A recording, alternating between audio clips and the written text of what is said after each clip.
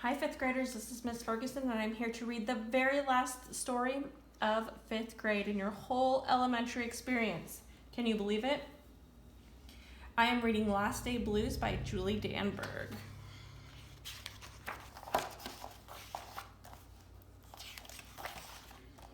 On Monday morning before the Friday that was the last day of school, Mrs. Hartwell took attendance. She sighed as she called out to the last name. "I'm going to miss all of you," she said. The kids nodded in agreement. "I'm going to miss my friend," said Shannon. "I'm going to miss Daisy," said Dan. "I'm going to miss chocolate milk and pizza for lunch," said Joe. Everyone felt a little blue thinking about the last day of school, even Daisy. That afternoon during recess, the students talked as they hung out on the jungle gym. "Mrs. Hartwell said she's going to miss us," said Alexandra, swinging from a bar. "We should get her a present to cheer her up," said Eddie, hanging upside down by his knees. But what could they get her? "I could give her the rest of my sandwich. It's my mom's bologna special," said Josh. "Or a cup of coffee. Or a new pen, the kind with feathers and beads." The students thought and thought, but they couldn't come up with a single idea that they all agreed on. "Well, we'll think of something tomorrow," Eddie assured everyone as they lined up at the drinking fountain.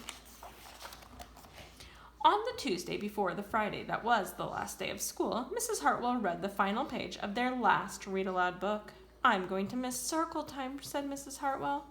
"I'm going to miss science," said Emily. "I'm going to miss seeing Mrs. Hartwell wear her safety goggles during science," said Jack, giggling.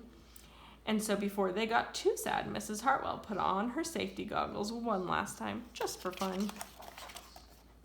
"We definitely need to cheer Mrs. Hartwell up," said Andy during recess as he jumped out of a swing. "Any idea about a present?" Eddie asked. "Nope," they all answered back.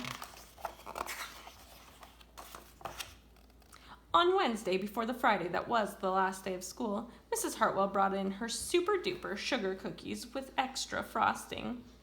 "I'm going to miss snack time, but I can't wait for barbecues by the pool," said Jack. "I'm going to miss recess, but I can't wait to play hide and seek outside after dinner." "I'll miss school, but I can't wait for summer vacation," said Josh. The class discussed their summer plans and drowned their last day blues with another round of milk and sugar cookies.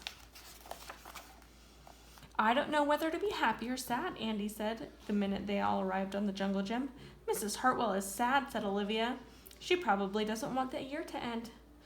"While we're swimming, she'll be reading her old lesson plan," said Walker. "And while we're playing, she'll be trying to remember the fun times we had this year," said Dan. And that's when an idea zip, zapped, and zinged through Eddie's brain. "I know exactly what will cheer her up," Eddie said, jumping down from the jungle gym. The class agreed. It was perfect. On the Thursday before the Friday that was the last day of school, Eddie raised his hand right after Mrs. Hartwell started language arts. "We need some privacy, please," he said. And so Mrs. Hartwell took down the bulletin boards with her back to the class. She never even peeked. Well, only once. On the morning of the Friday that was the Friday that was the last day of school, the students dashed into the classroom. They snapped open the shades for the very last time. They did their chores for the very last time. They fed Daisy for the very last time. And as soon as the bell rang, they couldn't wait for Mrs. Hartwell to see her present for the very first time. The last day of school makes us so blue. We'll miss recess and pizza and reading too. We'll miss Daisy and cookies and friendships true, snack time and science and learning new. We'll miss spelling bees for our test review and groundhogs that play peekaboo. The year's been great, a big wahoo. There are many things to miss, it's true, but mostly what we'll miss is you. Later on during recess, Eddie said, "I think Mrs. Hartwell liked her present." "I just hope it helped," Margaret said. "Poor Mrs. Hartwell," they all said sadly as they pictured their final goodbye. Teachers must hate the last day of school. And then it was time. The bell rang. "Goodbye," the students all called as they rushed out the door. "Goodbye," Mrs. Hartwell called after them.